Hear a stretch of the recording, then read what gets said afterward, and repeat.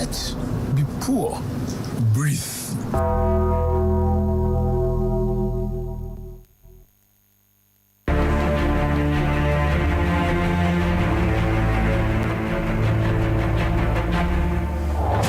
Every day, every hour, every minute, and every second, breaking news occur from our villages, in our cities, new government policies, the economy, politics, social news, entertainment news, security concerns. We the people converge to analyze, separating facts from fiction, lies and truth. We dissect, we integrate, we harmonize, we criticize, and we bring you all the juicy details. Live on Echo FM 100.7 Owerri. It is Straight Talk. Straight Talk. Straight Talk. On Echo FM 100.7 Owerri.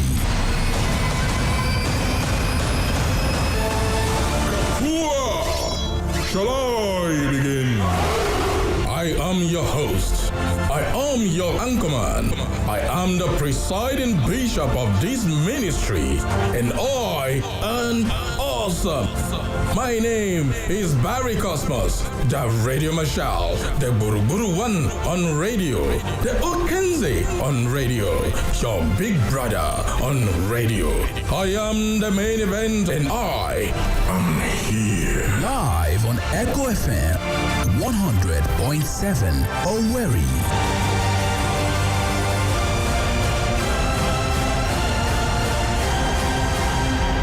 Are you ready?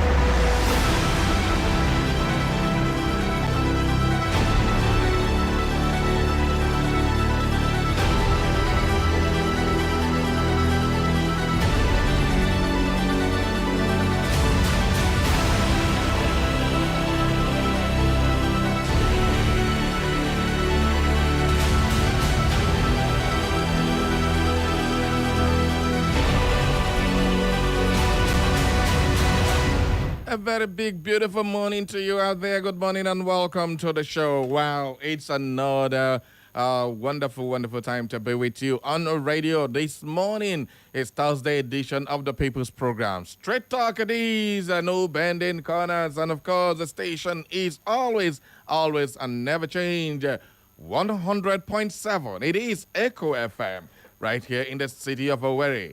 My name is Barry Cosmos, the Radio Marshal. The one on radio. Everybody, welcome. Call your friends, call your enemies, because you don't want to miss this one, because it's a continuation of our coverage of the IPOB leader, Nnamdi Kanu, who has been standing trial for the past 1 decade. He has been in the news all for the wrong reasons and the right reasons to some people. He was arrested, given bail.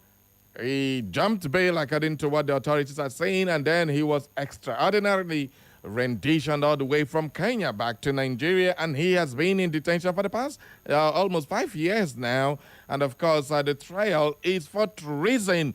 Treasonable offenses carry either death penalties or life imprisonment. So the case has been going on and on, back and forth. Nnamdi Kanu has always put up this no case submission, but the court simply denied and dismissed that no case submission. They said he has to go and open his own defense.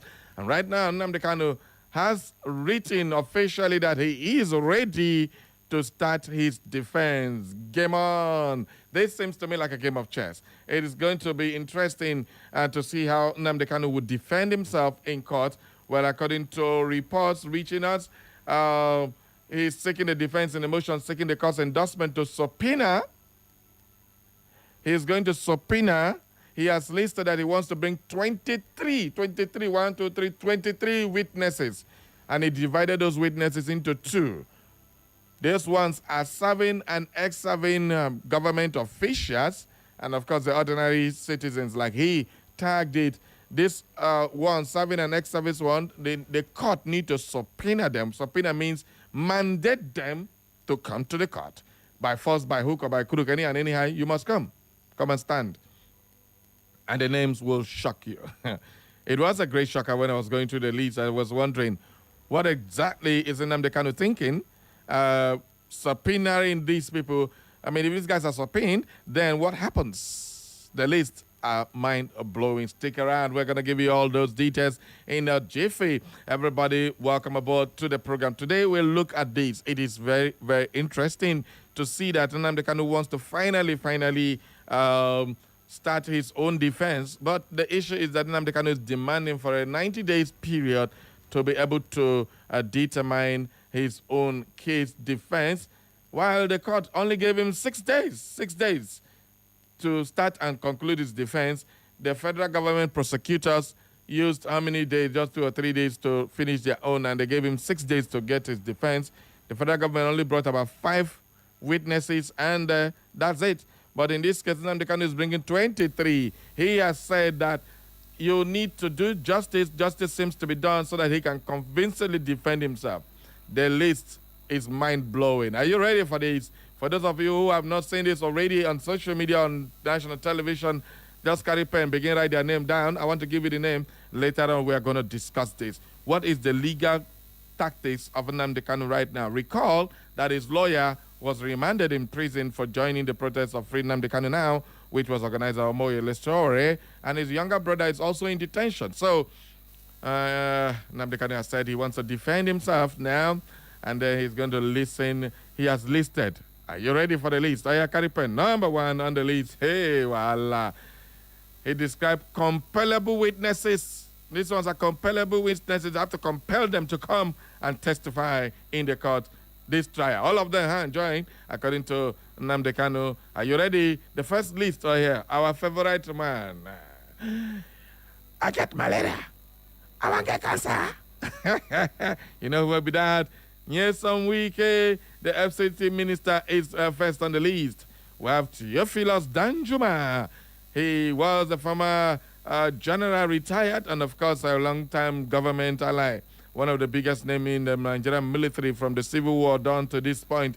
Theophilus Danjuma is also part of the list submitted to be subpoenaed by the court for them to appear. He's a retired lieutenant general, a former chief of army staff and COAS. That is talking about Tukur Buratai. Buratai, former chief of army staff, is also on the list. Another retired lieutenant general and former COAS. You also have this one.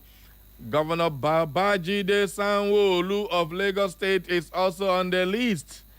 And the biggest shocker, is our own dear governor, His Excellency Governor Hope Uzodinma, is also on the list. Can you believe that? So what is Nnamdi Kanu trying to do? The others are our professor in practice, Dave Umahi, the Minister for Works. He's also the former governor of Abia State, that is Kanu's own state. Okeze Pazo is also on the list. The immediate past governor of Abia State, that's Okeze. We also have Ahmed Rufai Abubakar. He's the immediate past Director General of the National Intelligence Agency. This list, And of course, Yusuf Bichi. Bichi was the director of DSS when Nnamdi Kanu was arrested. So Yusuf Bichi is also on the list. All right, now the question is, what is Nnamdi Kanu going to do with these testimonies of these people? It's now a game of chess. Come on, everybody. Let us see where this thing is going to lead. I mean, this whole thing is getting interesting. Now, the big question is, will the court grant Nnamdi Kanu 90 days? Nnamdi Kanu has promised that the court time will not be wasted. He has only 6 days officially given by the court. Can he get all these people in 6 days? That's the question. But right now, he has requested for the 90 days. Justice Omotosho, James Omotosho, has yet to answer this plea. We wait and we see. So, well, Nnamdi Kanu is to start his defense. In the motion seeking the court's endorsement to subpoena listed the former and serving government officials as witnesses, Mr. Kanu said the request was based on the 16th October order of the court directing the defendant to commence his defense on the 24th day of October 2025. Waiting be today's date again. Somebody remind me. This is getting interesting. He informed the court of his plan to call a total of 23 witnesses divided into two categories. The first category, he said, would be those he called ordinary but material witnesses. He further informed the court that his second category of witnesses would be vital and compellable and shall be summoned under Section 232 of the Evidence Act of 2011. He requested that, in view of the number of witnesses he intends to call, the court grant him a 90-day timeline to enable him to conclude his defense. The court had, in its October 16th ruling, granted him only 6 consecutive days, beginning from 23rd October, Thursday, that's today, to open and close his defense. He told the court that he would testify on his own behalf, providing a sworn account of the fact, denying the allegation, and explaining the political context of his statements and actions. Well, he listed and named former serving officials under the category of compellable witnesses. All right? The defendant also promised to provide the sworn statements of all voluntary witnesses to his honorable court and to notify the prosecution within a reasonable time. He assured no precious time of the honorable court would be delayed. Besides, Mr. Kanu assured that it would contrast the honorable court and the general public that justice is not only done, but manifestly seen to have been done. What a way of capturing this one. Very compelling. So, Nnamdi Kanu is now putting them on the edge. So today we're going to look at the nitty-gritty of this. We are going to do some small analysis over this and look at the game Nnamdi Kanu is trying to play and make sure that this court... Now, look at this one. This man is a very smart man. He said, the general public, that justice is not only done, but manifestly seen to be done. It's either you don't want justice to be done or to be manifestly seen to be done. If you deny him the 90 days, oh, what a bombshell. Hi, this man, no wonder he's leading a legion of army with a very, very smart, intelligent move. What? Will the court succumb to this? Will the court grant him this? Recall that Nnamdi Kanu also brought an objection to the trial. Meanwhile, the Kanu earlier on Thursday filed notice of preliminary objection challenging the jurisdiction of the court to continue with its trial. I'm just giving you a prelude of what has happened. Yes, recall that the court also asked for him to stand trial, but he said, hell no. The objections on that same day of 16th October, a team of medical experts empaneled by the court to determine his health status, because he was saying he wasn't healthy to stand trial, but NMA has declared him fit to stand trial. And the motion preceding the filing of his latest application on 21 October 21st, listing his proposed defense witnesses. So it is getting interesting. It's still not clear if Nnamdi Kanu has given up on the preliminary objection with his latest filing, assuring the court of his readiness to present his defense. Now, there are two things here now. Nnamdi Kanu has put that the court does not have any jurisdiction to continue with his trial because he's sick and all that things. He's been objecting to that trial.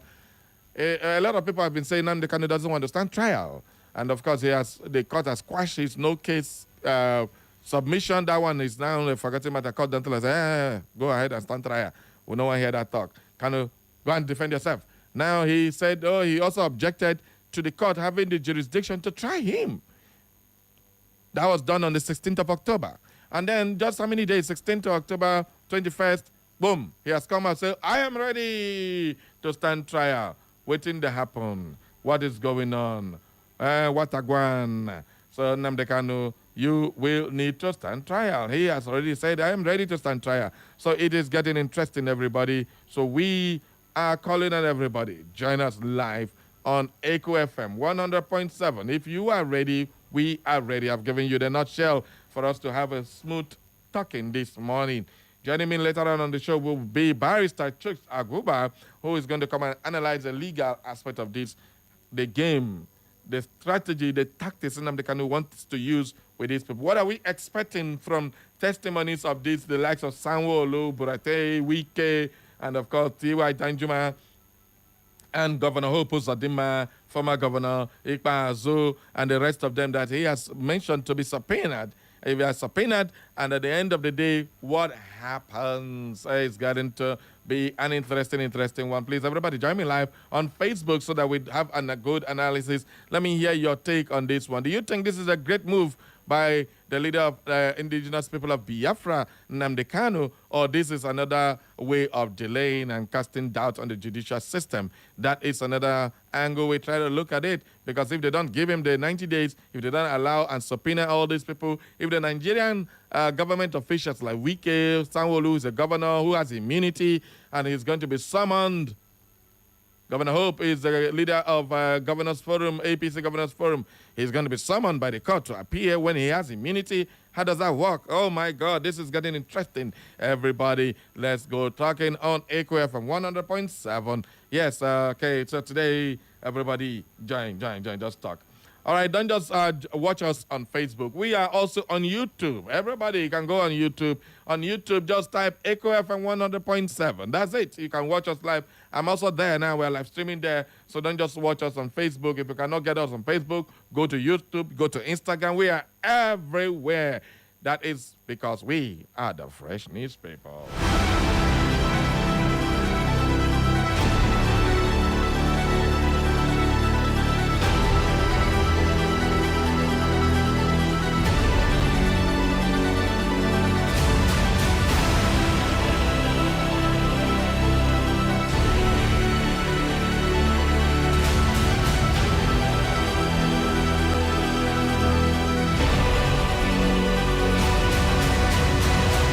All right, let's continue with the newspaper review segment of the People's Program.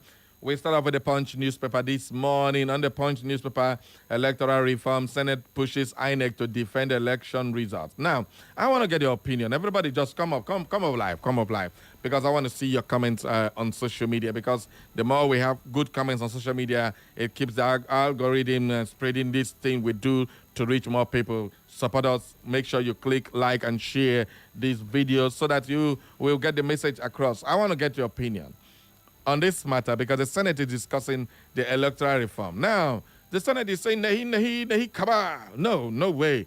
We want INEC to defend their own result. They are the one that conducted the result. No, be will. Politicians are not the one that did the result. INEC did. So if INEC bring a result, they should go and defend the result, not politicians. Now, this is happening in the Red Chamber of the Senate, and Godswill Akpabio is one of the chief proponents of this particular one, with Derek Sakibo, former Bayelsa State Governor. They are saying, no, nahi, come and defend your electoral results. They want to repeal the Electoral Act and replace it with a new one. Now, according to the Senate on Monday, they called for transfer of burden of proof in election petitions from aggrieved candidates to the Independent National Electoral Commission, the body that conducts and supervises the elections. Do you agree with this one? Well, some senators are saying yes, some senators are saying no. Now, if you bring results, look at what happened during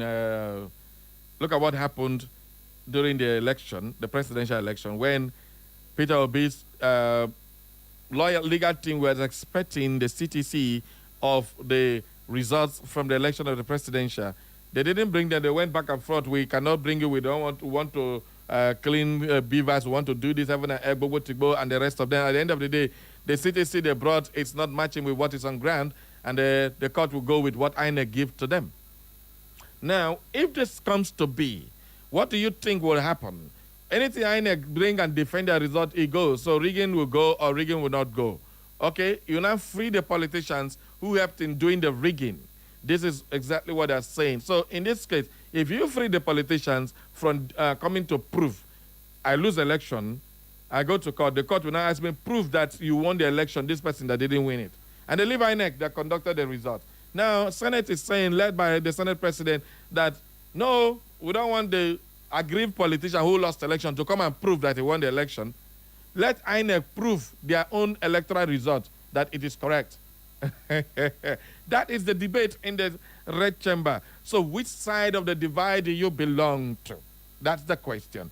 What do you think? Do you agree to the fact that you want the politician to prove like it is right now, or INEC should come and prove how they did the election, and then they'll tell us how, at least if this one was in place, maybe INEC would have told us what caused the glitch, because that's going to be the question they'll be throwing to them. In court, they'll just come as witness, come and say, yes, what we gave is the true certified copy of what we have, and without any defense and all that. So right now, do you agree with the Senate proposal that INEC should come and defend their own result, not the aggrieved politician? If that happens, it's all election not going to be in court. Everybody will lose, will go court. You got money, you don't get money. You don't have the burden of carrying lawyer from here to here. INEC will not come and defend their own thing. Eh? So that is the act. Now, what do you make of that story? Well, the proposal formed by a key part of deliberations of lawmakers debated the general principle of a bill seeking to repeal the 2022 Electoral Act and enact a new Electoral Act of 2025. Just how many years? 2022 to 2025, 3 years. They want to bring a new law. When politicians cannot do the right thing, they keep bringing laws. Well, the move, argued, would make the electoral process more credible, transparent, and accountable. But the Senate's fresh proposal sharply divided opposition parties, with the People's Democratic Party warning that the move would undermine them. Oh, Christ, say, PDP, what do you mean, I own self? Well, the proposal, which formed part of the deliberations of the new Electoral Act of 2025 bill, debated on Wednesday, seeking to make the electoral umpire an organizer and regulator of elections primarily responsible for defending the integrity of the polls it conducted. Well, lawmakers backing the proposal, including Senate President Godswill Akpabio and Senator Seraiki Dixon, and of course argued that INEC should bear the burden of proving the elections were free, fair, and credible, describing it as long overdue reform to strengthen democracy ahead of 2027 polls. The lawmakers also believe if signed into law, it will mark a turning point in the bid to reform Nigeria's electoral framework ahead of 2027 general elections. Now, this is one part of the bill. We need only electronic transmission from polling units to directly to where the results are collected, not from here to here to here. We don't want that one. We want straight to the IREV where everybody can be seeing the result as it happen and so we see them. We could watch and kuro like this. Anyone will come. We don't add them. We don't wait for INEC to add them. We don't add them by ourselves. That is what people want to do. But why are we going back and forth and leaving the main problem? All right, that is the issue on the Punch newspaper. What do you make of that story? You can grab the copy of the Punch newspaper. I read more on that details. Nigeria imports 150. Okay, now 150. Nigeria imports 15 billion liters of petrol despite Dangote refinery output. Yes, the importers. They import, the other countries will make sure you come and buy for them, and you're happily going to buy it from them after giving Dangote the problem with Pengasang, with Sangasang, and Sangasanga, Changanang, and the rest of them. All the sang, as if it's not Chinese language, all that. Well, despite the increased refining capacity, Nigeria imported 69% of the 21 billion liters of petrol it consumed between August 2024 and the first 10 days of October 2025, according to data from the NMDPRA. Okay. Can you imagine? So it means upon Dangote refinery operating at full capacity, we are still exporting 69%. It means we only have 31% that is locally produced and distributed. So imagine the 69% of our money that should be circulating in Nigeria now in foreign land. Oh, me tabo. What a bombshell. Well, Nigeria imported 15.01 billion liters of premium motor spirits, petrol, between August 2024 and the first 10 days of October 2025. Can you imagine? Less than 1 year. Can you beat that? Can you beat it? Can you beat it? Beat it, beat it, beat it, beat it. Can you beat it? All right. What do you make of that story? The Punch newspaper have a lot of interesting stories this morning. Now to the bad news. Or is it the good news? Which of them, whatever you say it as, ISWAP threats. Southwest, North Central states on high alert. That is still on the Punch newspaper. Well, following Department of State Service alert on Tuesday that there was a plot by the Islamic State West African province to attack Ondo and Kogi states, states have activated surveillance and counter-terror measures against the ISWAP plot. If ISWAP attack anywhere in Nigeria, after one don't get intelligence, because if na protest, one always get intelligence, a crisis won't happen, I go avert them with armored car, tear gas, and bullets. If anywhere they attack anybody, more than not so intelligence, foul, babadash. Now we don't alert everybody, police, army, all of them now. We know why here say they don't bomb, kidnap, or ransack one village again for this country. Since another intelligence report, very good one. Grab a copy of the Punch newspaper and read more details on that one. All right, let's move on now to the Vanguard newspaper. On the Vanguard newspaper, insecurity, defend yourselves. Governor Bago charges Niger residents. It all start to... Okay, let's hear what Governor Bago said. He said that the governor of Niger State, Bago of Niger State, has vowed never to negotiate with bandits or pay ransom for kidnapped victims, saying instead residents must prepare to defend themselves against attacks. Is this a good one? When the governor said defend yourself, he never tire. Or is it a good one? So how do you defend yourself?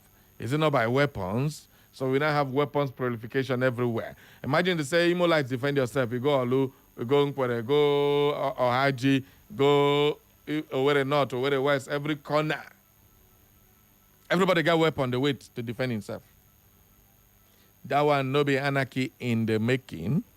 Well, the governor said the state has reached a point where the people must stand up and defend themselves because ransom will only turn kidnapping into a thriving business. It will not negotiate with bandits. I will not pay ransom. The moment we start paying, they will open shop on our heads and continue kidnapping people. The situation has reached a state of war that requires collective resistance. We are surrounded by enemies, but we will not give up. The Constitution gives us the right to defend our lives and property, and we will do just that.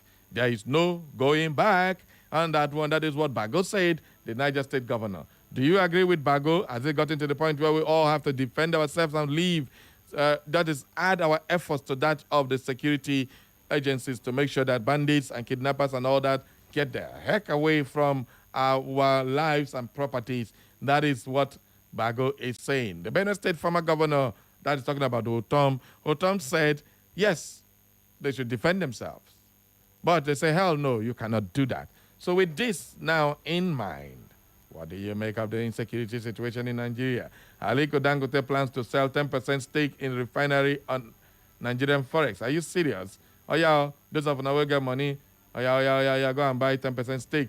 No enemy can come between us, Governor Yusuf tells Kwankwaso. No enemy can come between us, Governor Yusuf tells Kwankwaso. That is in Kanu State. Maduro says Venezuela has 5,000 Russian anti-aircraft missiles to counter U.S. This Maduro, he just talk. Hey.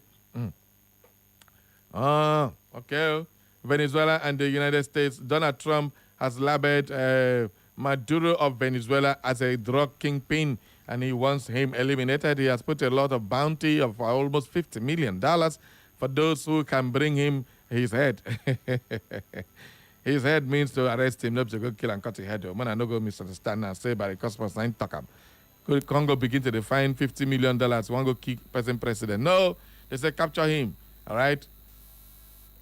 Kogi fixes October 7, 2026 for LG Pools. Kogi State is in the news. October 17, 2026. That is barely 1 year from now. All right. Okay. Let's move on now to the Daily Post. Truck. Oh, God, this is a very heartbreaking one. Heartbreaking indeed. Listener discretion is allowed and advised. Truck loaded with Dangote cement crushes pregnant woman, a child, and 6 others in Ondo State. Oh, my God. If you know stories like this will cause you to have belly ache, so please close your ear or turn up. after 2 minutes, on and back. A pregnant woman, mother, and her child on Wednesday night lost their lives alongside 6 others in a fatal road accident and crash that occurred in the university community of Akangba, Akoko Southwest local government area of Ondo State, involving cement-laden truck. The horrifying incident occurred around 8 p.m., a few meters from the main gate of Adekunle adjacent University, Akongba, Akoko, and the popular Holy Trinity Church.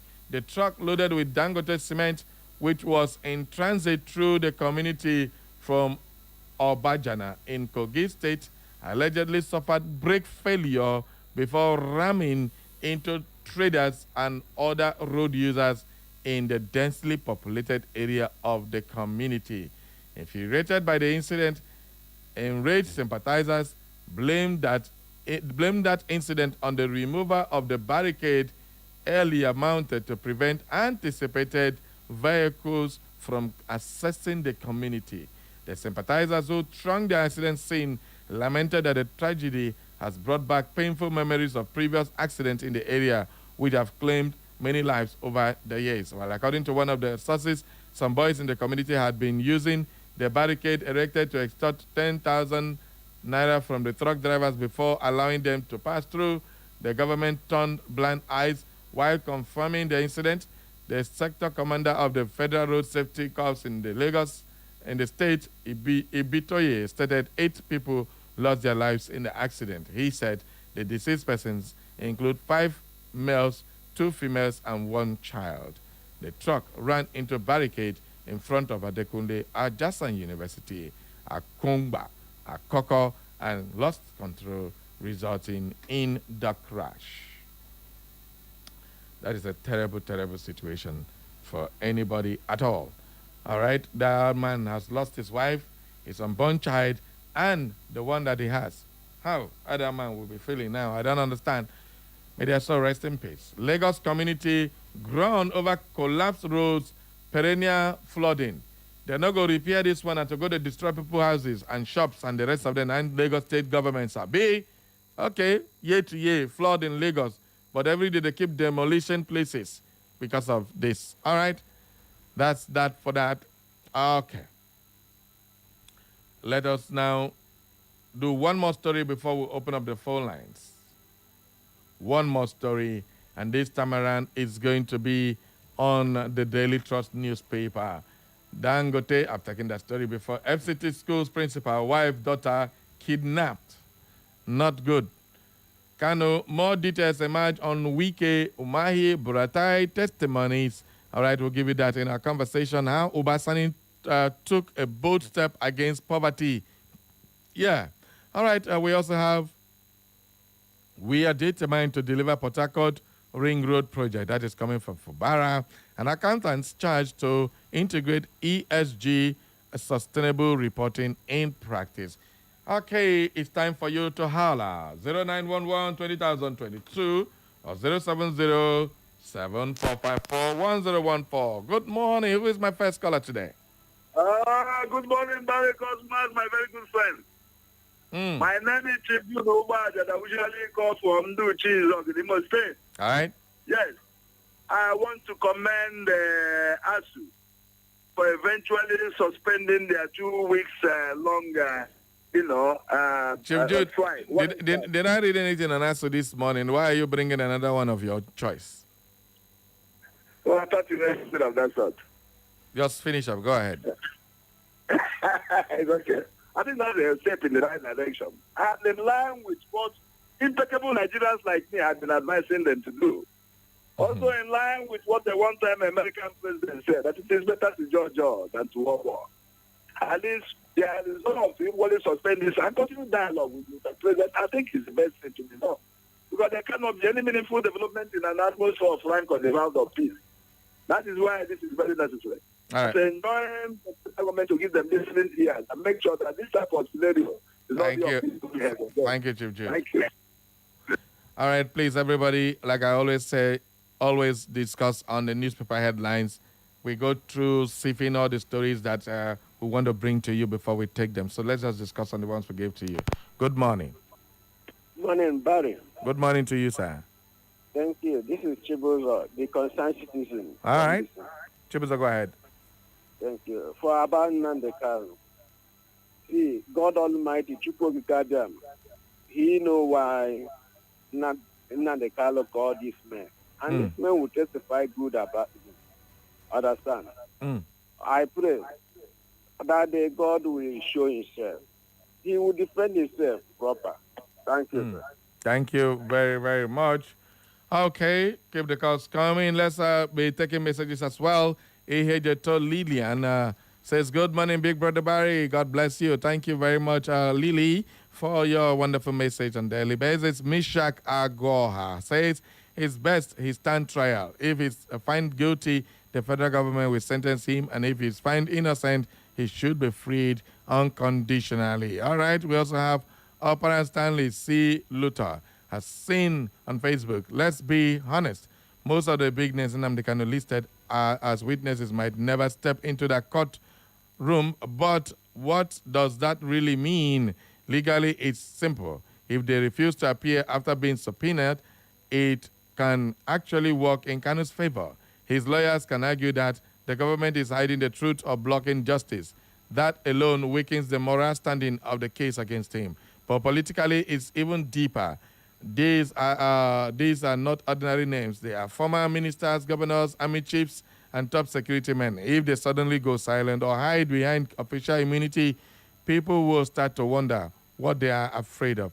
Kanu's move wasn't just to make them talk, it was to expose the silence. He wanted Nigerians to see who really holds the keys to his story, and whether they show up or not, that goal is already achieved. If they appear, secrets may spill. If they refuse, their silence speaks louder than testimony. Either way, Kanu wins the moral ground. He has shifted his triumph from a personal battle to a national mirror, a mirror reflecting how power, justice, and truth often clash in this country. Sometimes in Nigeria, the absence of truth tells more than the truth itself. Oh my God, that is wonderfully put there by our thing that is coming from Opera Stanley Luther. All right, good one. Mishak Ago has said, okay, I think I've taken that message. Frank Williams said, Comrade Chinedu Omezri from our mama. He says, Big Brother Barry,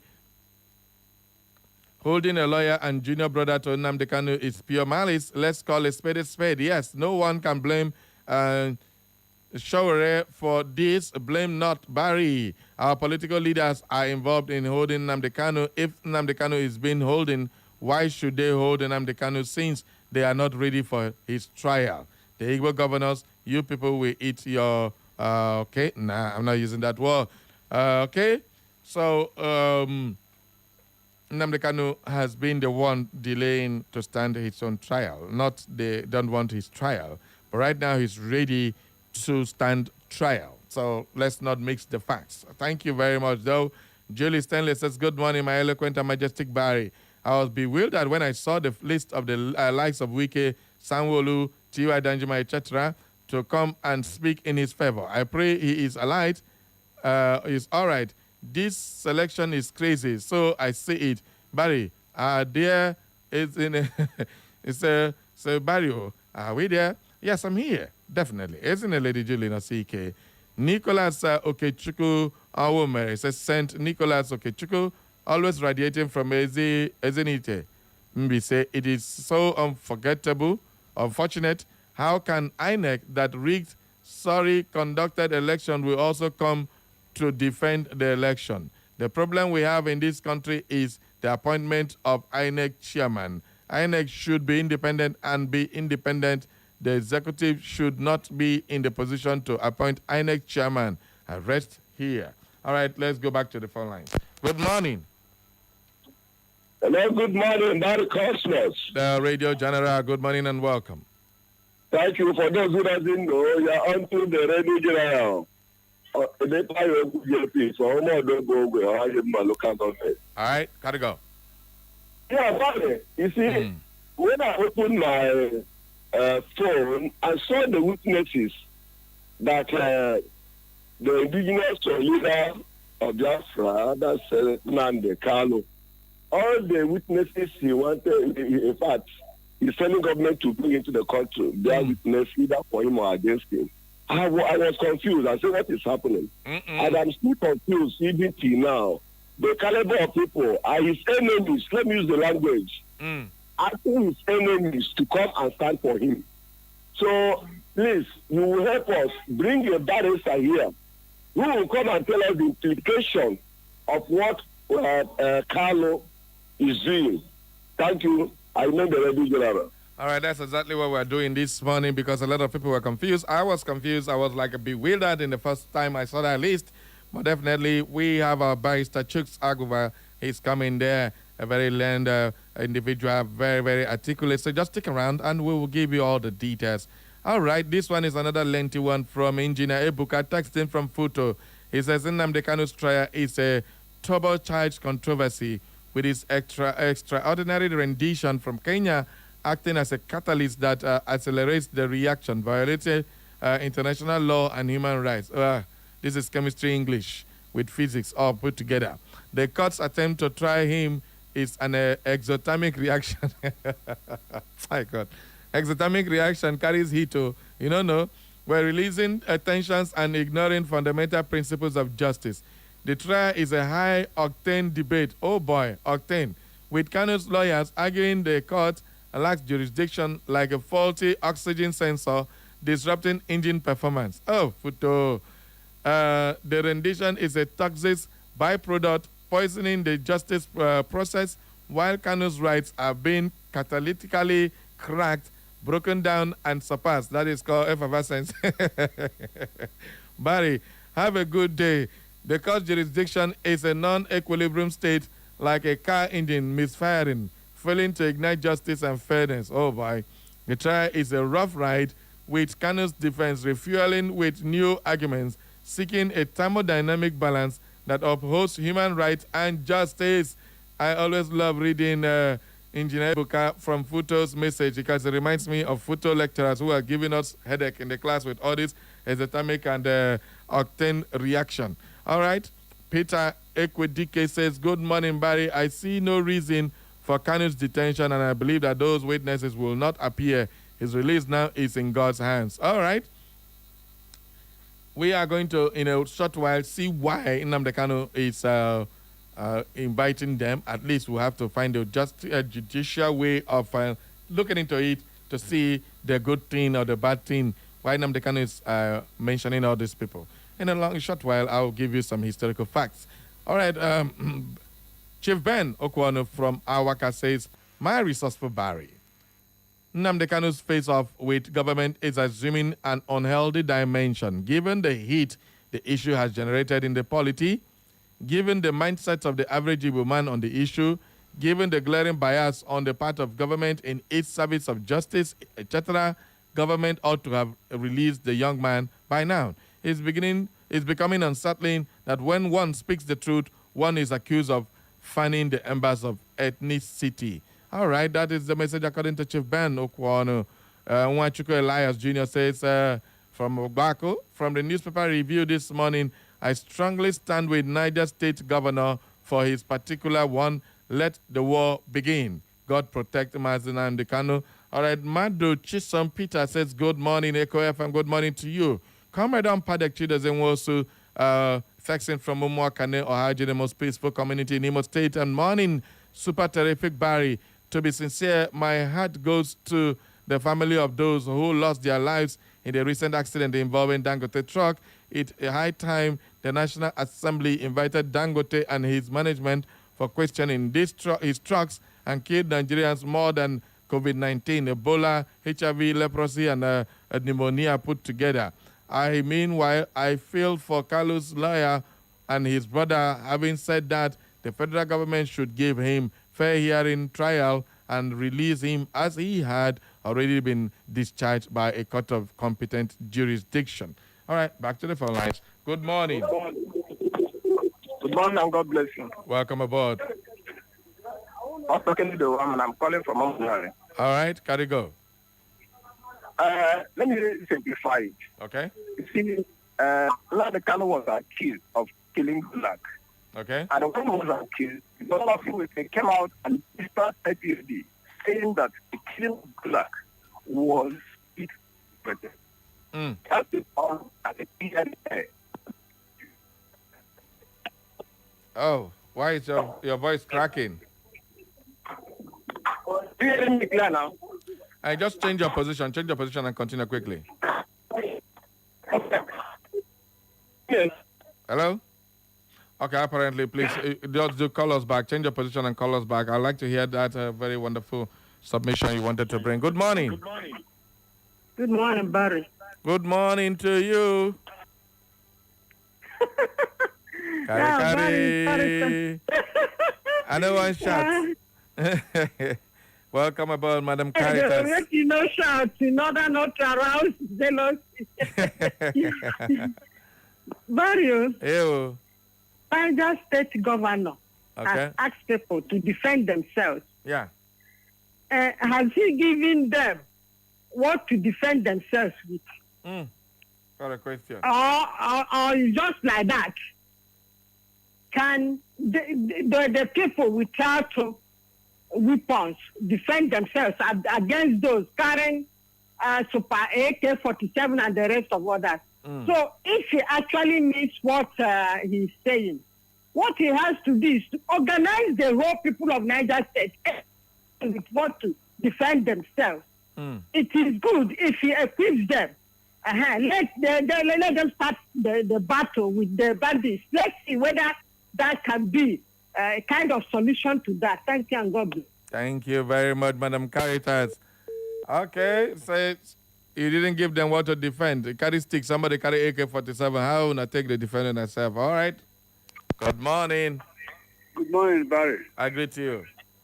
I'm Mike Onyechefula Odunze from Amma for Iberewe. All right.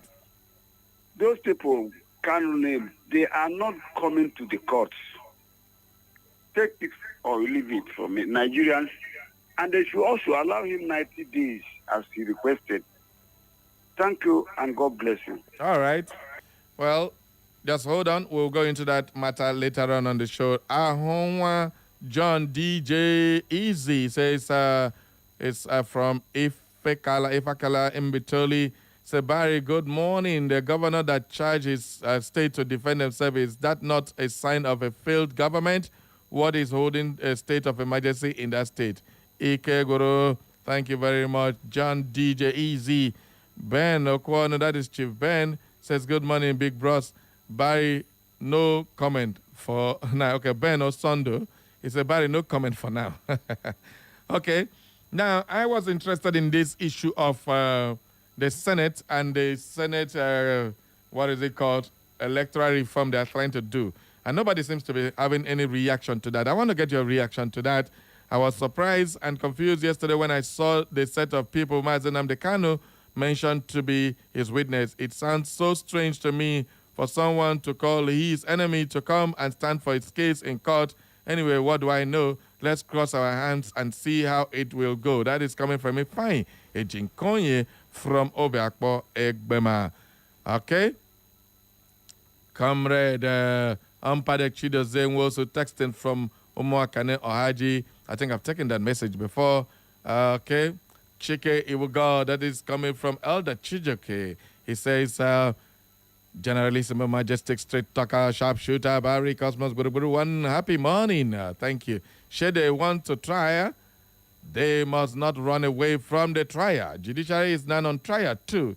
Though we have lost confidence in judiciary, we are watching with keen interest. Elder Chijoke at large. Everybody's interested in this one. Okay, seems to me you are happy with the topic today. Good morning. Yeah, good morning, Mr. Cosmos. Welcome aboard. Thank you very much. As you said, it's Ama that usually calls from Uche Street in Owerri. All right.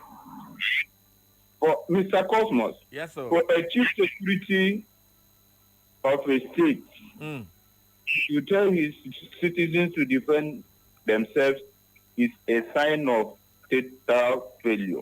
And by extension, national failure. Okay. It is heartening. But with what will they defend themselves?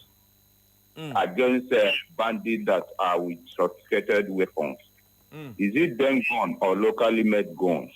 Okay, I don't understand. About Kanu and witnesses, I shouldn't be surprised to anybody or to some of us, because sometimes they say that you can use poison to cure poison.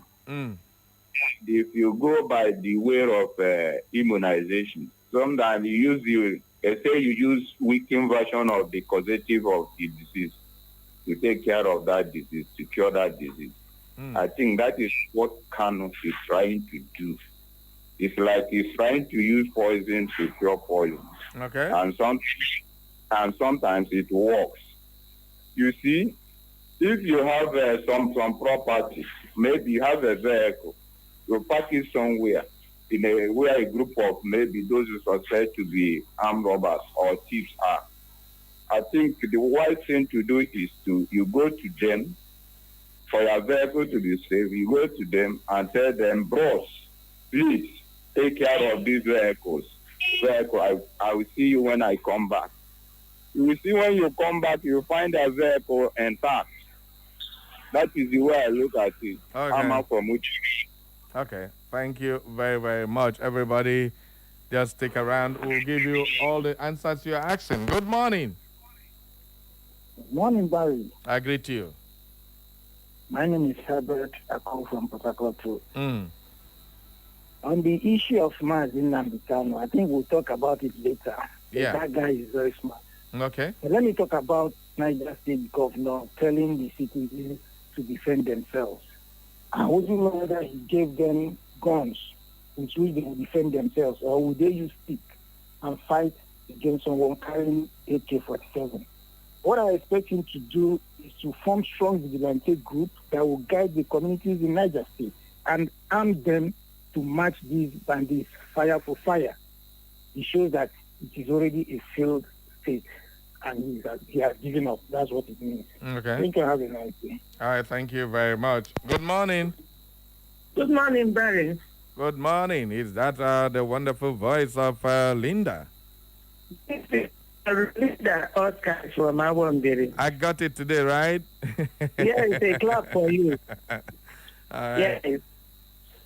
On the issue of Nnamdi Kanu inviting that he invited to be a witness, you know Nnamdi Kanu is a very intelligent man, and he knows his feelings.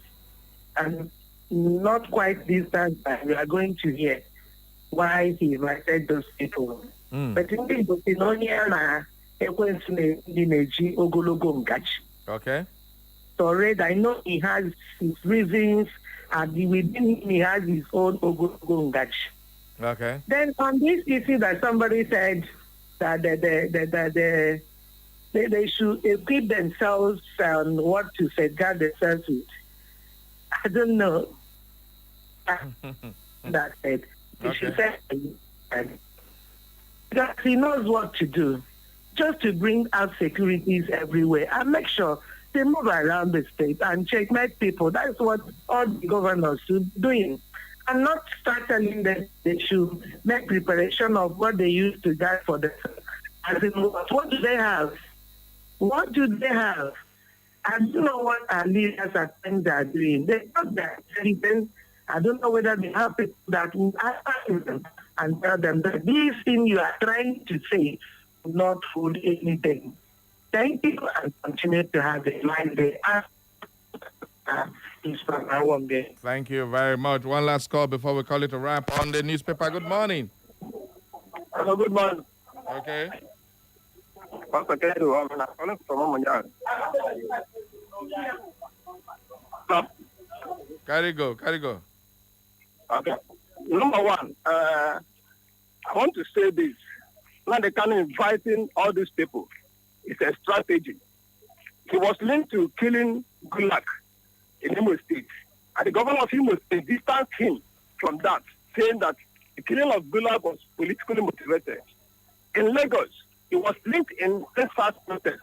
And the one of the fire that was set off in Lagos didn't link IPAB to that, to the NSAS protest. Obviously, he was a lot. Go on, sharp, no time. Obviously, he was kidnapped from Kenya, and just he's not aware of any or nothing like that. So I only have to tell them how he kidnapped, how he brought him to Lagos. That's one of the big things. He was accused of informing ESN, contrary to Nigerian law, and he invited Danjuma to tell the court that he told people to form their their security to defend themselves. So all these people that he mentioned were strategical. In Obibo, there was Obibo massacre, and the Wika was behind Obibo massacre. I have to explain because they were saying that he placed a bounty on the head of Wika. So Wika has to come and explain how he, first of all, placed a bounty on Nnamdi Kanu and the killing of all the innocent citizens in Obibo, whether they are okay, whether it is judicially okay, they have to come and clear that air. Umahi and the co, they proscribed IPOB ever before the formation of PSN. That was in 2017. All right. At that time, he has to come and... Thank you.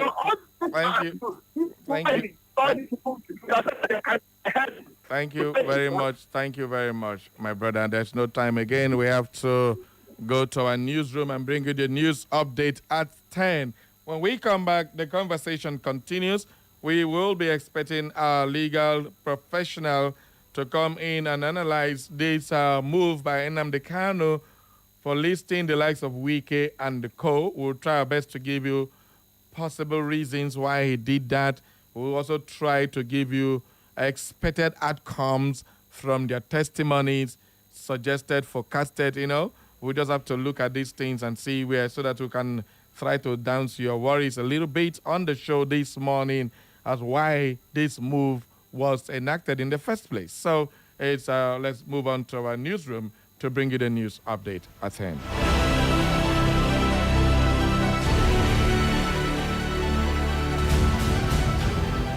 Echo FM. Echo FM, 100.7, the fresh news people. This week to help those in need. If you know that it's God Almighty that created you and created we Nigerians like you need to do good things for us because the masses are suffering. How can suspend me here? Are we your slaves? And I'm going to win this election. That is the truth. Stay informed with Echo FM 100.7. Join us for exclusive interviews with experts, breaking updates on local and global events, and in-depth coverage of issues impacting our community. Tune in every weekday at 6:30 a.m., 12 noon, 2 p.m., and 6 p.m. for our major news bulletin in English, Igbo, people, this not story time on top Echo and Pidgin language. For more inquiries, you can reach us through our email, echofm@thekingmail.com. You can follow us on our social media handles at Echo FM. Echo FM 100.7 Owerri. We are the Fresh News People.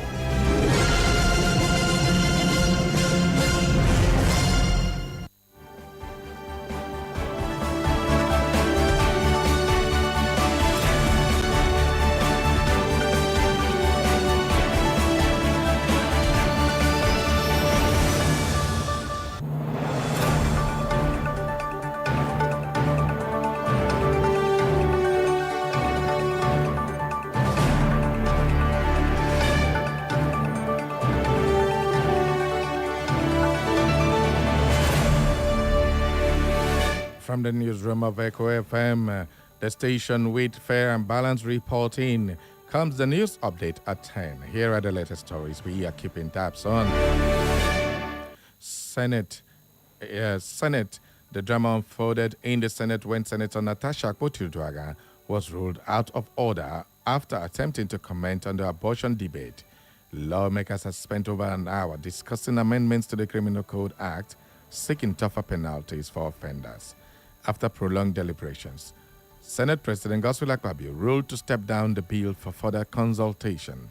When Akpoti-Uduaghan sought to make a point of order, Senator Adams Oshomole objected, insisting the session had closed. Akpabio, invoking Order 52, ruled her out of order.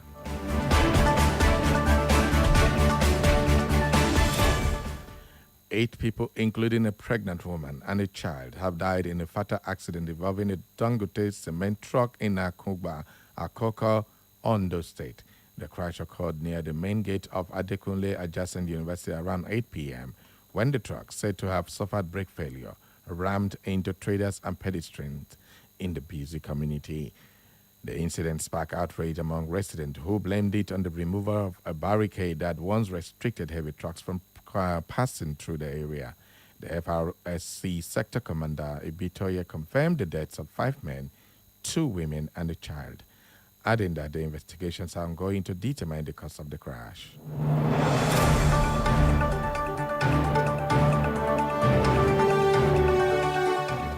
Police in Ebonyi State have arrested 2 suspected hoodlums during an intelligence-led operation in Ezza South local government area. The suspects were nabbed by the command's crack squad following reports of sporadic gunfire in Amanekula village.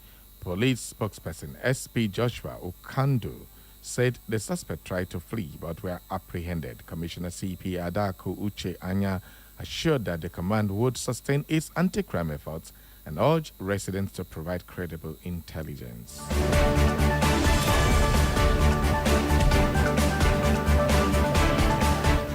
In Plateau State, the Plateau State Commissioner of Police, Emmanuel Adesina, has commended officers for their commitment to tackling crime across the state. He highlighted recent successes, including the arrest of 2 armed robbery suspects at Nair Junction and 3 others in Pangxing for illegal possession of firearms. Adesina reaffirmed the command's focus on intelligence-led operations and community collaborations. He also announced the deployment of new constables, urging them to uphold discipline and professionalism.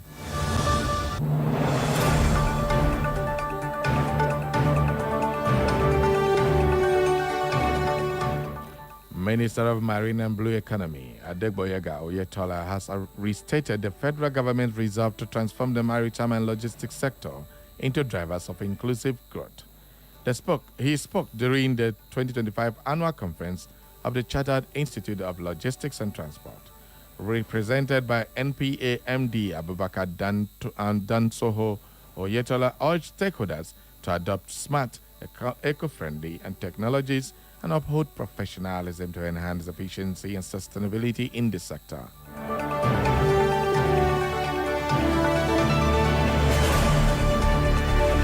On the foreign scene, the United Kingdom has reduced the post-study work period for foreign students from 2 years to 18 months. Starting January 2027. Home Secretary Shabana Mahmood said the move is part of stricter immigration and English language requirements, according to a statement on the UK government's website. Foreign students will also face higher studies fees. Data shows a decline in international students' enrollment in 2024 amid new policy changes.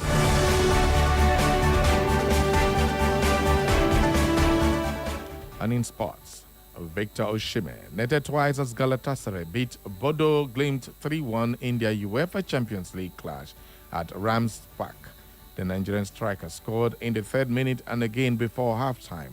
The 26-year-old became the 2nd Galatasaray player to score in 7 consecutive European matches, extending its impressive form in the competition. And in entertainment, Afrobeat star Davido has appointed chairman of the Osun State Sports Trust Fund. The state government said the appointment aims to revitalize sports infrastructure and attract private investment. Governor Ademola Adeleke said the initiative would mobilize resources to upgrade facilities and engage youth through sports. The fund will also seek support for philanthropists and sports enthusiasts.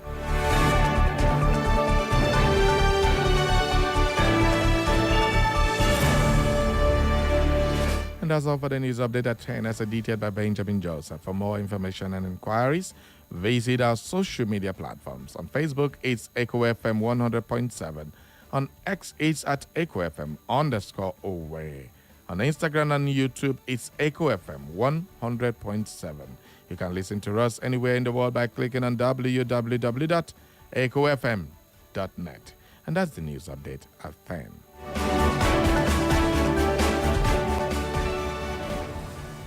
Echo FM. Echo FM 100.7, the fresh news people. It's the sound of the city.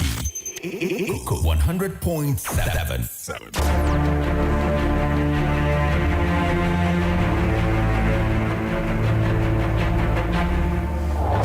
Every day, Every hour, every minute, and every second. breaking news occur From our villages, in our cities, new government policies, the economy, politics, social news, entertainment news. security concerns. We, the people, converge. To analyze Separating facts from fiction. lies and truth. We dissect. We integrate. We harmonize. We criticize. And we bring you all the juicy details. Live on Echo FM 100.7 Owerri. It is Straight Talk. Straight talk. Straight talk. On Echo FM 100.7 Owerri.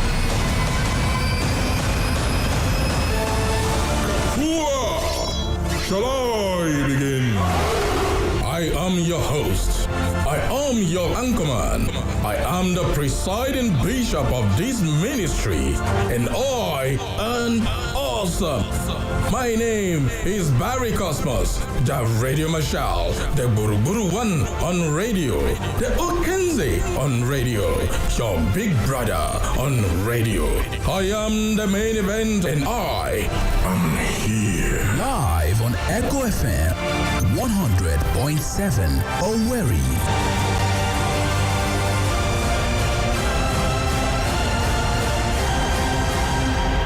Are you ready?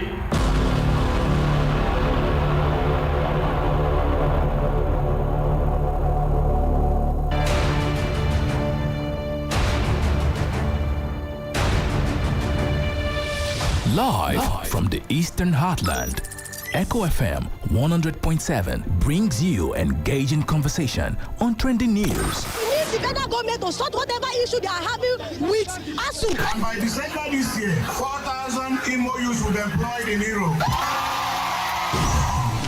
It's explosive. Well, first of all, we must understand that war in itself is a display of anarchy. When you talk about war, that is lawlessness at its peak. When you say you are fighting war to keep Nigeria one, no, you fought the war as a manifestation of your incompetence in the management of the crisis that was then part of Nigerian history. Hilarious. I get malaria, my cancer. Like behind every successful man, there's a woman at the front. Stop shaking your head. You stop shaking your head. You're one of those who are causing problems. On action, I don't want to somebody. And daring. Mr. President, God will ask all of us, but you will be in the front. I will say, I've told the Senate President. Our nation remains one of the most insecure and least peaceful in the world today, making Nigeria one of the 100th countries of the world. Nigerians now spend nearly their entire income on feeding. We may be hungry, but we can manage our hunger. My appeal is that you dedicate 20% of 2025, roughly 72 days, to visit each of the 36 states. Catch the drama, feel the excitement on Straight Talk on Echo FM 100.7 Owerri with the Radio Marshal, Barry Cosmos. Every weekday, 9 a.m. to 11 a.m. Join the conversation on Straight Talk with Barry Cosmos. Straight Talk. Get straight analysis. No bending corners. Let's be poor. Breathe.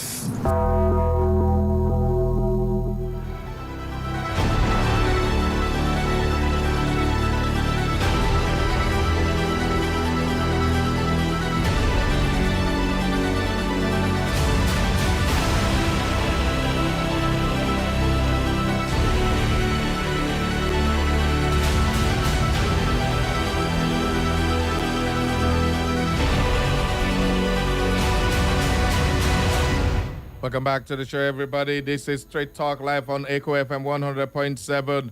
My name is still Barry Cosmos, the Radio Master. That name will never change, anybody, for any day, for any reason. Okay, we have our guest in the studio right now today. This is not a story for where Barry Cosmos will be talking, because these are legal matters.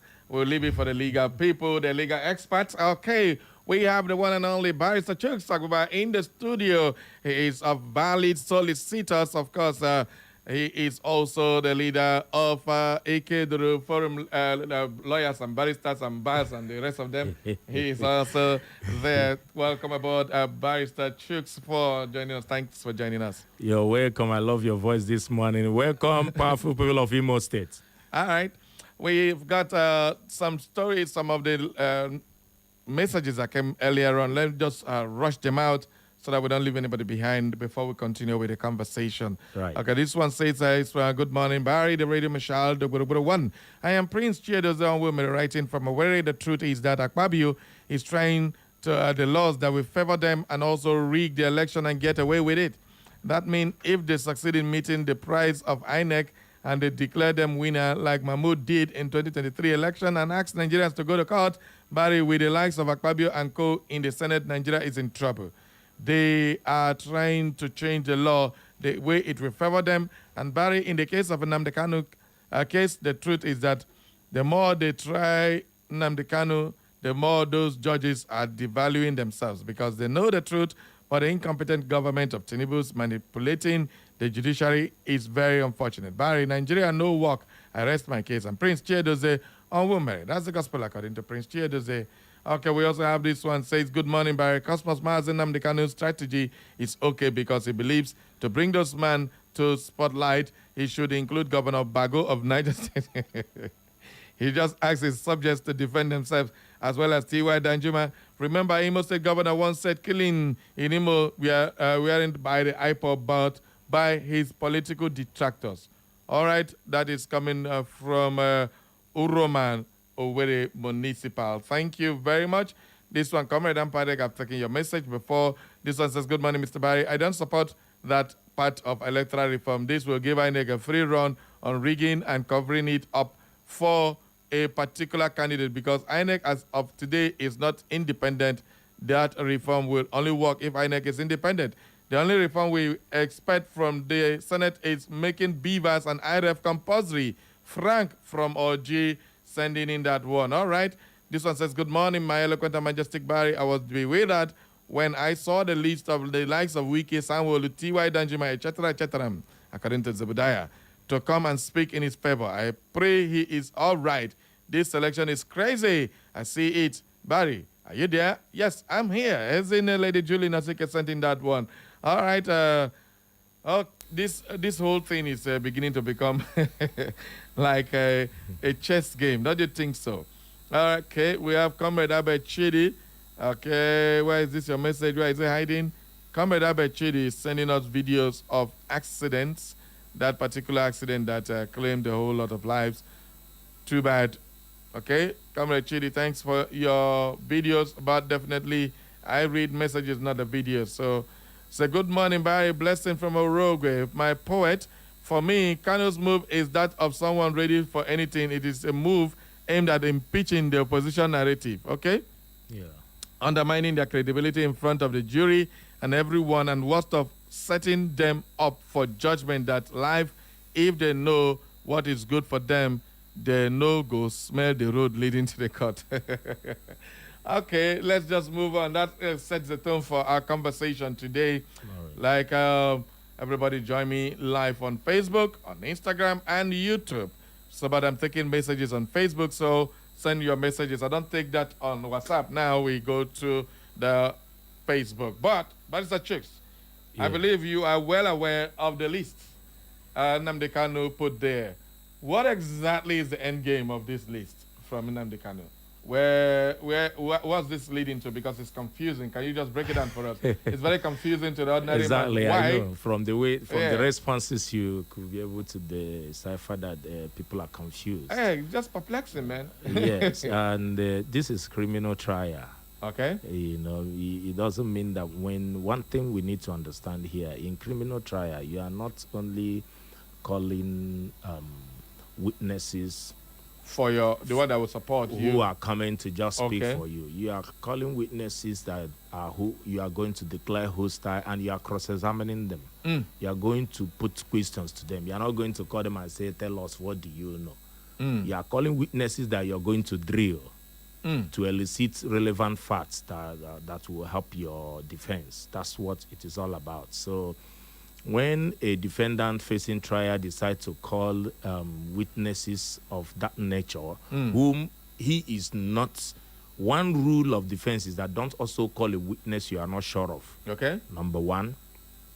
But in a situation where you have no option, you have no other option, okay, you have to call a witness that you don't even know what he's coming to say, but you are ready to confront that witness with facts. Facts that has the capacity to contradict the case of the prosecution. That's why you're calling them, or you elicit relevant facts that can support your defense against them. Because in criminal prosecution, all the defendant is expected to do is to just show some reasonable doubt or doubt. You understand? That you cannot be convincingly convicted. Create that doubt. Once you create it, any doubt created is resolved in favor of the defendants. So whatever defense is going to do to create that doubt, you understand? One of the things, though, is the issue here becomes the admissibility of their evidence, which will now depend on the circumstances of maybe why they are calling them is on the issue of his rendition, which has been shown to be illegal, or maybe to show official involvement in acts, in some of those acts that are forming foundation of the charge. Okay. That is before the courts, you know, and sometimes, okay, prosecution might want to show that this whole case is politically motivated or tainted with illegality. If prosecution is out to show that, then they can call such people, no matter how high placed they are. He has the constitutional backing to call them under Section 36, sub C-D, thereabout. He has that constitutional backing to call any witness. It doesn't, the law did not say witnesses that are coming to support you.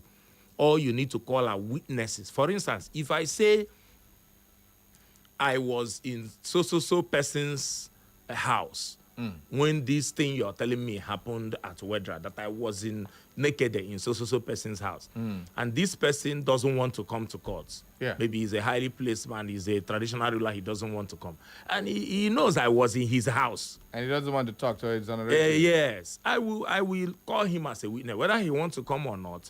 The law permits me to call him. If he refuses to come, he will be subpoenaed under Section 242 sub 4 of ACJA. That's Administration of Criminal Justice Act, which is the very act they are using to prosecute this case in Abuja there. What we have here is Criminal Administration of Criminal Justice Law. Their own is Administration of Criminal Justice Act. That's the one that covers the FCT and the entire nation. If there are cases federal... you know, there's this thing, law and act, and a lot of people get confused. It's an act of the National Assembly. What's the difference? No, when we say the act is one that has been passed by the National Assembly. Assembly is an act, okay. Yes, it's an act. It governs prosecutions, for instance, in the Federal High Courts now. Okay. Yes, this matter is going on in the Federal High Court, or the one that will go on even within Abuja territory. Does this supersede the law already in the constitutional laws and all that? No, it doesn't. Or it doesn't. All of them, yes, comes to complement the Constitution. Okay. If any of them in any way goes contrary to the Constitution, to the extent of that, to that extent, it will be invalid. Okay. But in the states now, when the House of Assembly at the state passes a law, or passes it into law, anything into law, you say law. You don't use act. Okay. You can use maybe, that's why when they have passed this same law now, domesticated it in Imo State, all of them are almost the same wording. Okay. Okay, just different applications. And they use that law in the state. Okay. In the state high courts. And Imo State uses it as their own. Rivers has their own. The criminal administration, administration of criminal justice law, Imo State, Rivers. Then the one that they use in the Federal High Court is called Administration of Criminal Justice Act. Okay.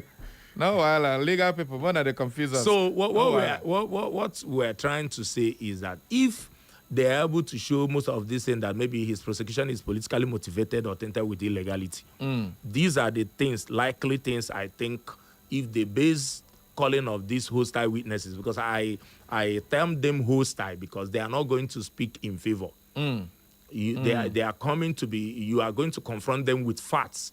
And most of these facts are facts known to everybody. Are they going to be prepped by the prosecutors before they appear as witnesses?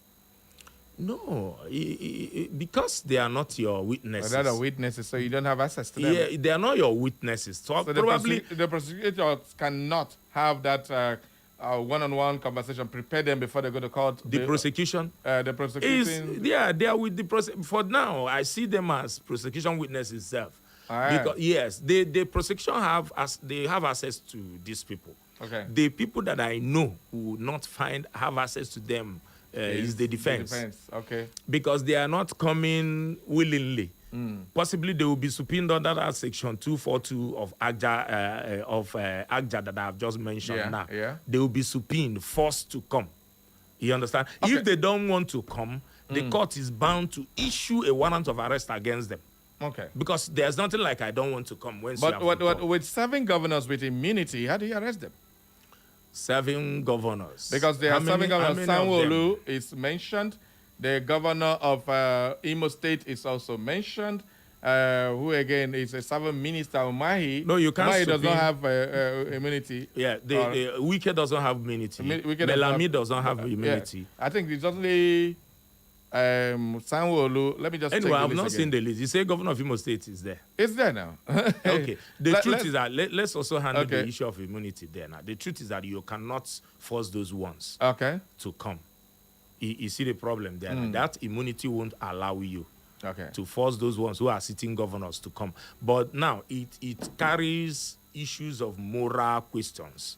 All right. You understand? That issues of moral questions in their favor. If you think what he's saying, you don't want to come. He wants to confront you. For instance, things that have happened within your locality that they are saying he is the cause of it.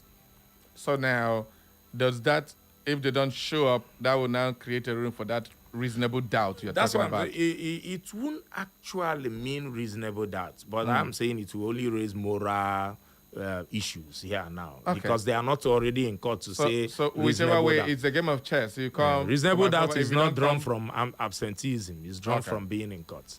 Okay.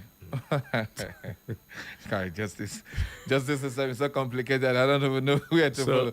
Well, let's just go over the list again, people. The list includes both. There are 2 sets of lists. The ones it categorized as Group A, Category A, made up of ordinary but material defense witnesses voluntarily, and Category B, consisting of vital and compellable witnesses. That's how he summoned them under Section 232 of the Evidence Act of 2011. Kanu's defense, which is expected to open today, that's 23rd of October, according to the earlier on the 16th notice by the Justice Omotosho and all that. So the Category B list include former Attorney General of the Federation and Minister of Justice, Abubakar Malami, who was the man that was issuing warrant and all the rest of them. Former Director General of the National Intelligence Agency, NIA, that is talking about Ahmed Rufai Abubakar. Former Director General of the State Security Service, SSS, that is Yusuf Bichi, the man who was in charge of the DSS when he was arrested. Former Minister of Defense, General Theophilus Danjuma, retired. And former Chief of Army Staff, Lieutenant Colonel Tuku Buratai.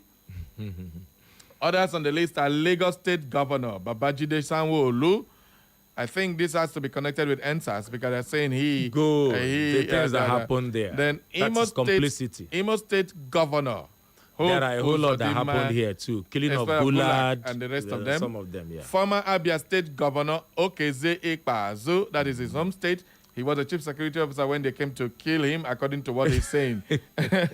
Minister of the Federal Capital Territory, Nyesom Wike. I don't know how Wike comes in, but I'll find out. There's so many ways. The Minister of Works and former Ebonyi State Governor is the one that prescribed IPOP in his state and all that. Yes. That's Dave Umahi. Well, according to the court filing, Malami is expected to testify on directives and authorization linked to the defendant's extraordinary rendition. Yeah. It was the Attorney General as at that time. Good. How legal was it? Good. Operations, custody, and conditions and compliance with the legal proceedings. Good. That is what the Daily Trust newspaper puts it.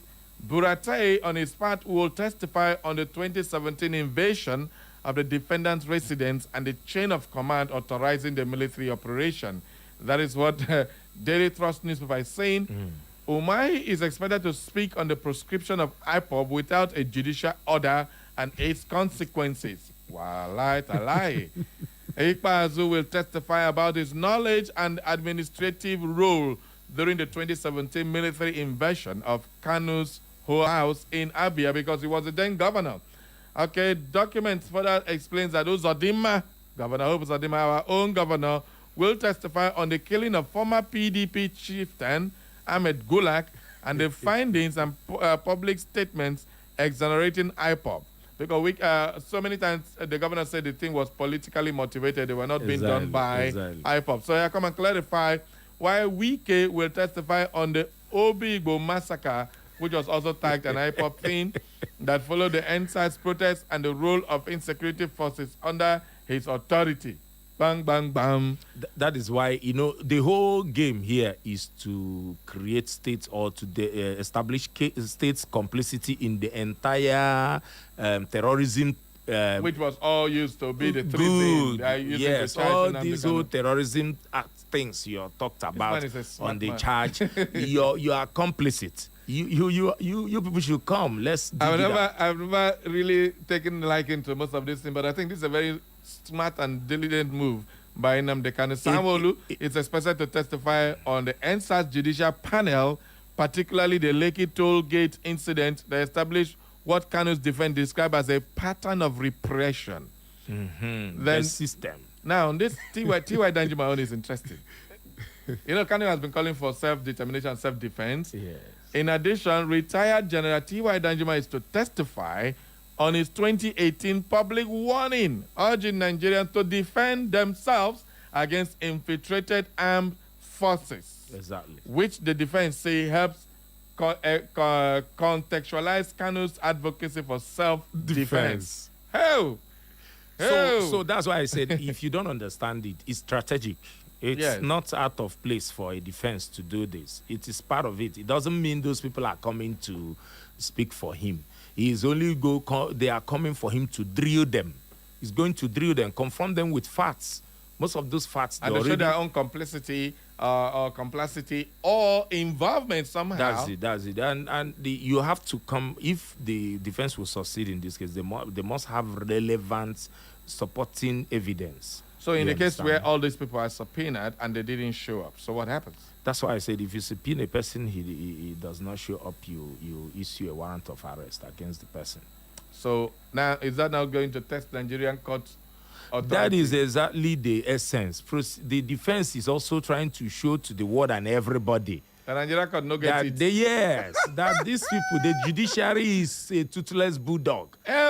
These people, they are just using them. That the executive does not implement orders of these people. So is it on my own they want to use me as their example? When they are the people bridging their own law. So they are. This is admirable. So many things are implied in this whole thing. So wow. Well, he also involved Americans in the witnesses who are going to ask Bruce Fain and Barry Sutton. Not be my own Barry, I beg.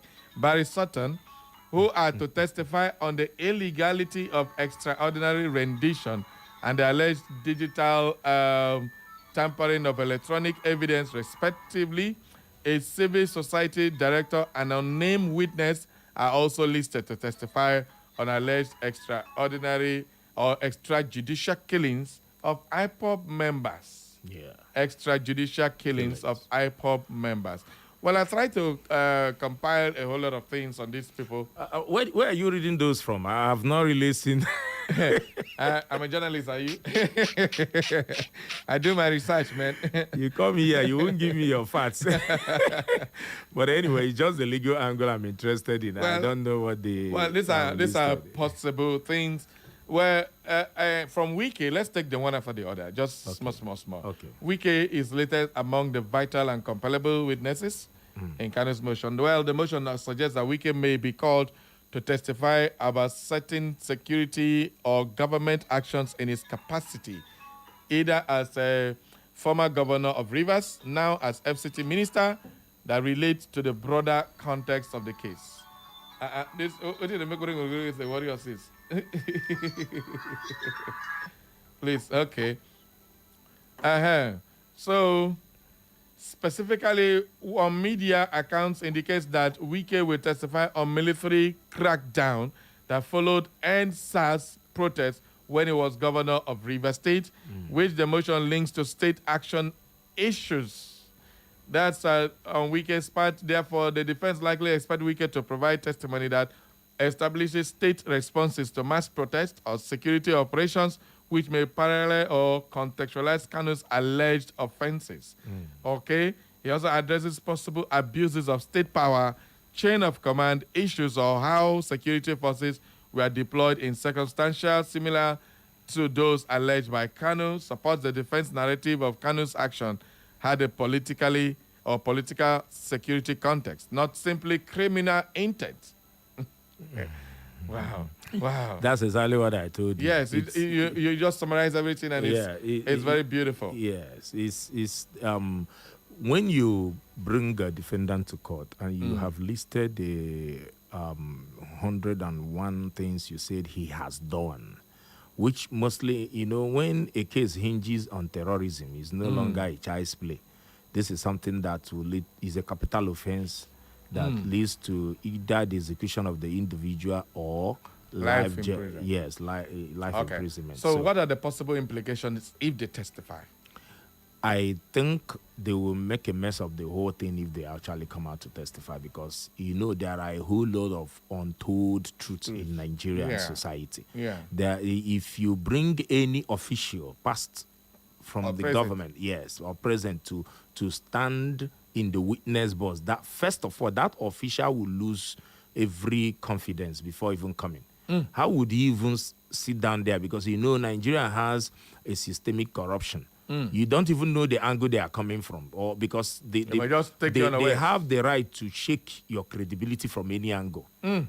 Yes, they have the right when cross-examining you, for example, or questioning you, they have the right to shake your credibility using anything around to show that you are not a person of truth. In the case of Buratai, now, who was the chief of army staff, who ordered the Operation Python or whatever it was called as at that time, show of force in Abia State against IPOB. It's only Abia State. It's in the whole East. Whole of Southeast as at that time. I'm just particular about the people that went to his house.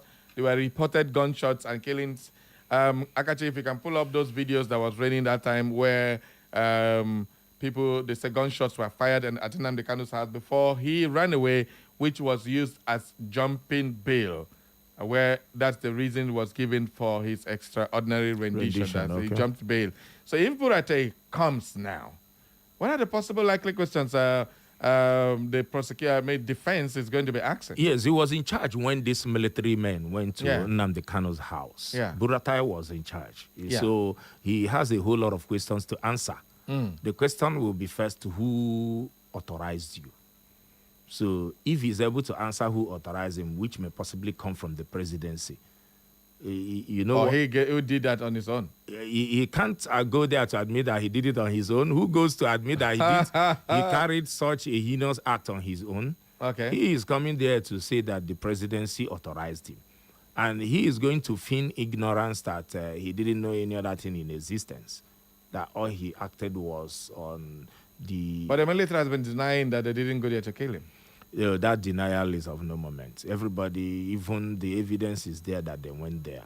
They were captured appropriately. The capturing, we've not seen let me tell you, one thing about defense is that you don't know what they have to come in with. When you're, most of the things you saw on the social media might not be exactly what they are coming with. They might have a daring evidence that you've never heard of or you've never seen. You cannot even counter. Yes, they will be gathering them, keeping them as their own in their own arsenal to fight with. Whoa. So what I am seeing going to happen in this whole defense thing is that, number one, Buratai was the chief of army staff, isn't it? When this incident happened in Kanu's house in Abia State. Yeah. And so possibly the people who came for that operation were doing it under his command. Or whichever way you see it, under the presidency, the command of the presidency or directive of the presidency. But the defense will use that to at least prove to a larger extent that this terrorism we are talking about, the state is complicit. All right, for those of you following us on Facebook, I think our technicians are trying to pull up that video when the army invasion at Nnamdi Kanu's house. Please, if you can put up that video so that our people may watch. Just join us live on Facebook or our Instagram or YouTube to watch that video again. The Operation Python, where the military were moving in their droves, and of course the burning and killing of some people in Abia State as allegedly by the military as then. And you know it has not been investigated. Yes. There's no report. There's no conclusive. Yes. Whenever, let me tell you one thing that we are not good at in Nigeria. We don't follow up on issues. Yeah. One thing we do in Nigeria is that things happen and we take it for granted depending on who is the victim. So let me tell you, even if you are saying the military is saying that they did not go there, the question is that who went there? Okay. Has the state, we have DSS. So whether we have non-state actors. Have you gone into the investigation to find out who actually carried that act? Who went to his house? And nobody was arrested? Yeah, because you are the chief. We have the chief security. That is why they are also calling Ipazu. Okay. Ipazu was the chief security in Abia State when this incident happened. And so he is coming to be drilled, and he has no immunity. He will be subpoenaed. If he doesn't come, they will issue a warrant of arrest against him. So if you are called, better come, better prepare yourself to come and lie. If you just lie, the court will accept the lie. Just lie. We are not saying that everything you are not arrested or anything. Good, but so if there's a revolution that will expose some of these pain witnesses or compelled ones, can they be liable to be arrested at that point? If there's a what? A resolution? If there is an expose of something implicating or incriminating on the subpoenaed witness in court, if the defense can prove that. You know, all the defense we need to show is the relevance of these witnesses. That these witnesses are relevant in our defense. We need them to answer certain questions. That's all they will show. If they can show that, then the evidence allows their evidence in. But what we are saying is that they don't have immunity, so why wouldn't you come? You don't have immunity. You were the head. You are in charge of Abia State at that time. And you refused to come. This thing happened. Okay, so would that prove collusion? Okay, what panel did you set up? What panel did you set up to investigate what happened at your what was backyard? that report? People were killed. Blood of innocent civilians. Whoever died belonged to somebody. Yeah. They were supposed to be investigation or panel finding out what happened, or necessary compensation of the people, the families of who lost their loved ones. I will remember that time Nnamdi Kanu's father died and he was not at the burial because of that. Exactly. Not only the guy has lost everything. Father died, mother died, everybody. Wow. Okay, so we are revisiting that video. If you have not watched that video, if you've forgotten about it, you can just join us on our live stream. We are putting up that video. Please keep the video a little longer so that more people would watch it. Some of those things that happened as at that time, the reason why Buratai is being invited, we are just looking at that. These are the reasons, because he was the chief of army staff as at that time. Ikpeazu was the military governor, the civilian governor, executive governor of Abia State as at that time. Okay, so for those of you asking why these people were called, now your answers are coming. And of course, I believe you understand better now. Don't worry, be happy. So we are looking at possible implications. And of course, we'll look at if Wike and Umahi testify favorably to the defense. What happens? If they testify negatively, unfavorably to the defense, what happens? In your own as a lawyer who has been in court over and over. Yes, you see, like I said earlier, I have told you before that all the defense needed to show is doubt. Okay. All they need to do is to destroy the case of the prosecution. They are not bringing these people to come and say the state, the prosecution witnesses have said a whole lot of things. Whether truth or false, I don't know, but they have said a whole lot of, and when you don't have any other thing to fall on, you must subpoena such witnesses that will help you impeach the case of the prosecution. So if their testimonies become weak, does it not give disadvantage to maybe if their defense is risking, they don't lose, like a defense risking to lose the key supporting evidence they already have if they give a defense that casts a wide net without substance? There's nothing, for me, I don't see anything favor but what, like I said, they are trying to use their testimony. For instance, when you call Ibazo and say, Ibazo, this thing happened when you were governor, you say, yes. So date. You were governor of Abia State, yes. So happened at at Ibek. Well, young people being shot. Are you aware? Yeah. That is will he say he's not aware? Right. After that question, follow-up question, what did you do as the chief security officer of the state after that? And how is it connected to Nnamdi Kanu? Good. What did you do? It already happened in Nnamdi Kanu's house. No, what I mean by what is connected is that how is it responsible for that? Yes. What did you do? Okay. As a governor. When you answer what you did, there are 100,000 things or 1,000 things you were supposed to do as a chief security officer. Those things will be used. The defense will use it to put questions to you. Like it will not become directly your fault. Put. I put it to you. I put it to you. You were supposed to. This is going to be a very good soap opera. They will use put to elicit so many things, and even if they want to put it and put it. Just still on this follow-up question, will the court grant this compulsion or compellable or subpoenas? No, the court has no option. No. The court has no option in this case, except the court is going to rule that their evidence are not going to be relevant. But let me tell you, there's no way you will rule that their evidence won't be relevant because this is terrorism charge. It's a vast charge. It's something that is heinous. It's a charge that connects so many strata of the society in negative ways. And so it is not something you sit in your high places to say, I will not allow this evidence. You have to call them, let them come. If you look at that part of the section of our Constitution, 36, which is right to fair hearing, you will be denying him fair hearing if you refuse to grant him this application or refuse. Just like what he said, that justice is done or seem to have been done. Yes. If the judge refuses to issue a subpoena, compelling these witnesses to appear before him, or if they refuse to appear and he now refuses to issue a warrant, of arrest, instructing or commanding the state actors to arrest these people and bring them before him, this will begin to become an issue of right to fair hearing, because Section 36, if you check sub 6 there and the D of that sub 6, that would not expose the Nigerian court it's going to show that and the people in government. Every person who is charged with a criminal offense shall be entitled to D of that is sub 6, 36.6 is what I have read now. Sub D of 36.6 states that he shall be entitled to examine in a person or any person or by his legal practitioner. Okay. The witnesses called by the prosecution before any court or tribunal and obtain the attendance. Okay. And carry out the examination of witnesses to testify on his behalf before the court or tribunal on the same conditions as those applying to the witnesses called by the prosecution. Wow.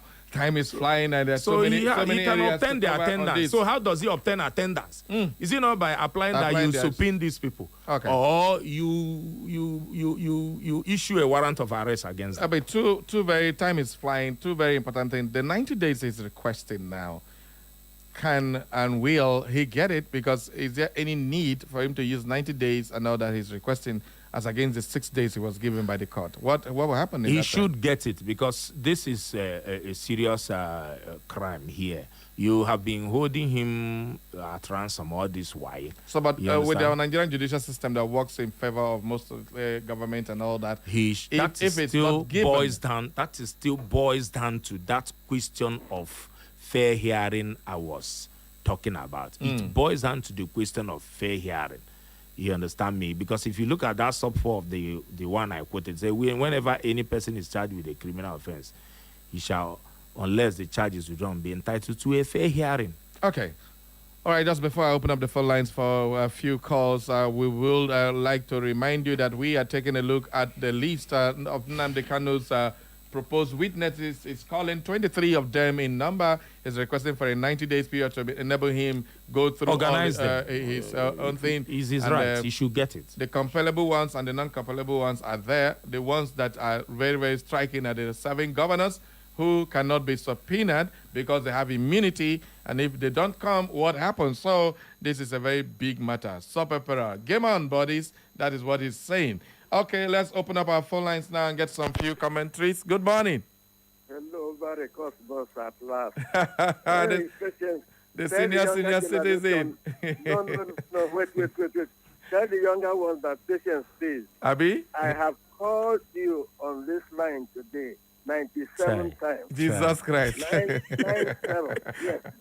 Sometimes it and will thank ring. you for bringing the lawyer who is quite articulate. Thank you sir. so much. Thank you. We are speaking as lay people, not Okay. as the lawyer. Okay. He has all the sections of the law. Mm. Barry, Sir. please warn those, or advise, not warn, or caution. The better word is caution those, not warning. And please, caution those who are expressing views on technical matters to be technically equipped. Yeah. I have heard, why is he calling his enemies? Why is he calling those who will send him?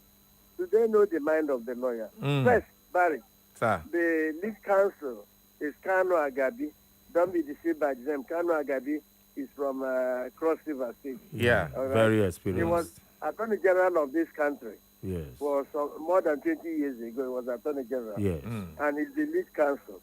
All I'm saying that the surprises will come in the court. Let me say, as a note of caution to protect myself, Okay. but I'm not speaking on the things happening in the court too. Definitely. No, because that is sub judice. Mm. Sub judice, although he has sub judice, but the thing is pronounced Sub judice. S-A-I. Okay. Sub judice. Okay. S-A-I. Yes, Barry, let me say this. Things are going to happen. More things are going to happen. Those who think are enemies, if they know they are enemies, they will not come. And some will surprise you by coming. And some will think that, I don't know, is an answer. That is sufficient for what the defense wants to do. Exactly. I don't know, I don't remember. That may walk into the hands of the defense. So let us believe that those who are defending Kanu, from what has happened so far, have been working very hard. You hear me? So that all those who are going to release Nnamdi Kanu, give him what is talking about, brother. So is not afraid. Tell them to stop looking for enemies.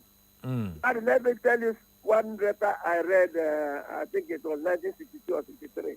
I memorized it too. It was a letter from Abraham Lincoln. I'm telling you for those who are listening, from Abraham Lincoln to his younger brother. His letter was dated February 5. I've forgotten the date, 18 something. And he said to his younger brother, don't help your enemies. Suspicion and jealousy does not help any man in any situation. Do not allow your mind to be distracted from its true channel because you are fighting attempted injuries by persons who don't like you. Go on with your goal. But when I find that I can't find it, I've moved house how many times? Since 1960. But let me tell those who are saying this one is our enemy, those people do not like us. If you spend your time looking at your enemies, you will never have time to take care of yourself and your friends. Barry, I'm satisfied with what has happened so far, that those who are conducting Nnamdi Kanu's defense are familiar with the terrain. They know what to do. What they have done so far gives you confidence that it doesn't matter what the court can reach any conclusion, but that elements, ingredients that are sufficient to make the soup are now available. Good morning, Barry. Thank you. I'm a senior citizen, Mazuzoma. I didn't speak as any professional of anything. Good morning. Of course. As a senior citizen. Thank you Good very morning. much, the senior citizen. Good morning. Good morning. This morning, Barry. Good morning, From sir. World Bank. I greet you, I guess. Thank you. Go ahead. Good morning, sir. I'm getting interested. Getting interested. Honestly, I must tell you. When I had this television yesterday, the first caller, one of the callers said we should caution or not. No, don't caution because all of us were thrown into confusion. Because when I had Nnamdi gave those witnesses them, I was surprised. I shocked. I said, what is this man doing? But one of the callers in the morning said, you should call the barrister like that man in the studio to come and explain to us because first of all, we don't know what, I can't, this is yesterday night, I couldn't get myself. I said, what is this man? Is he wrong? Honestly. But the man in the station now has cleared the air. Okay. And I know nobody is perfect, we are all human beings. Nobody is not perfect. But the team of lawyers, someone of this kind of Gadi, when I saw him in the and with some other sounds, I know that, whatever that guy is saying there now comes from the idea of those people. I know. I'm very sure. You understand? So, what am I trying to say? The name selection is very good. I hope that because all right. These are the people that even prescribe, even the two parties prescribing even the airport. We don't leave. But this is still in our memories. I don't let me not mention them, but we know that these are the people that even see working for this man not to come out. Thank you. Allegedly. Thank you. But let us wait and watch the drama. Thank you again. Thank God you bless very you. much. Thank you and God bless you. All right, let's take. I was surprised they didn't subpoena Jonathan. Okay, President Jonathan? Call Jonathan, yes. All right. If I were in their team, I would have called him. Because he has a whole lot to... All right, good morning. Good morning, Barry. Welcome aboard. Yes, I am Chief Bryce Ago. Okay. I want to thank the legal luminary you brought into Echo FM studio today. I think since we have a journalist like you, Mr. Barry, and this learned gentleman, Nigeria is going to be good. Now, I tell myself, Nnamdi is very intelligent. Since yesterday, I say, why is this man, Mazin Nnamdi Kanu, going to disappoint us by calling all these witnesses? Maybe is he biased, but having listened to Echo FM, to the legal luminary you invited into this honorable discussion. Studio. I'm okay. Nigeria is going to be good again. Okay. This is the People's Parliament. What do you say is his name? Bright Ago. Chief Bright Ago. Okay, my friend. All right, thank you very much, everybody. Time is no longer our friend. Barrister, any final words on this one? What's your expectation on this?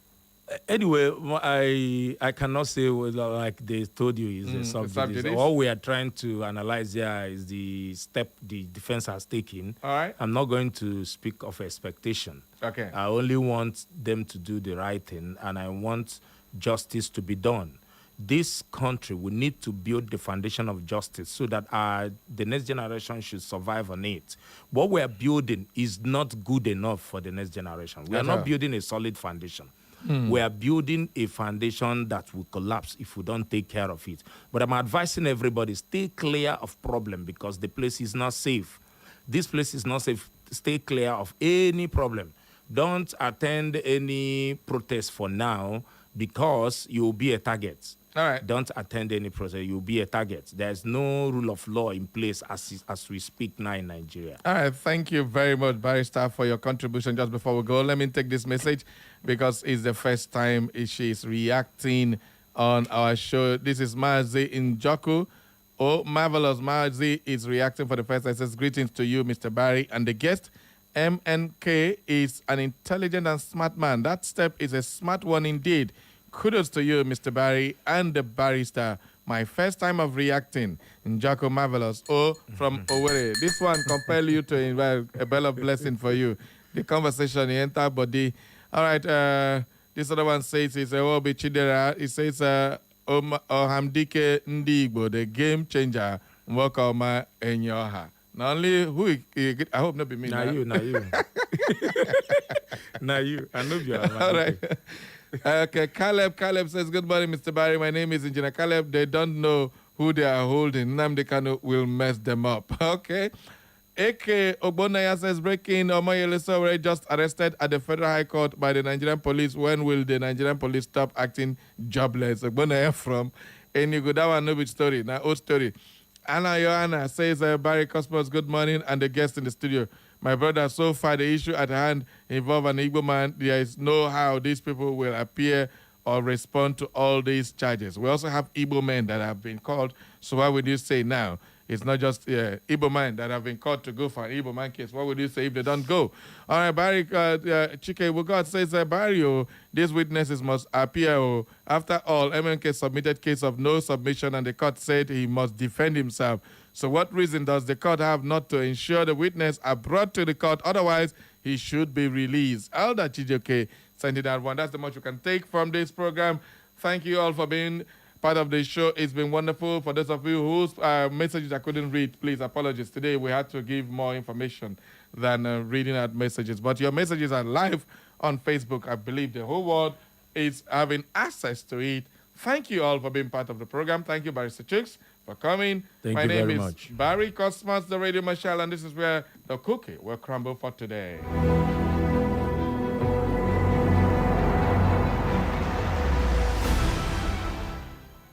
Echo FM. Echo FM 100.7, the fresh news people.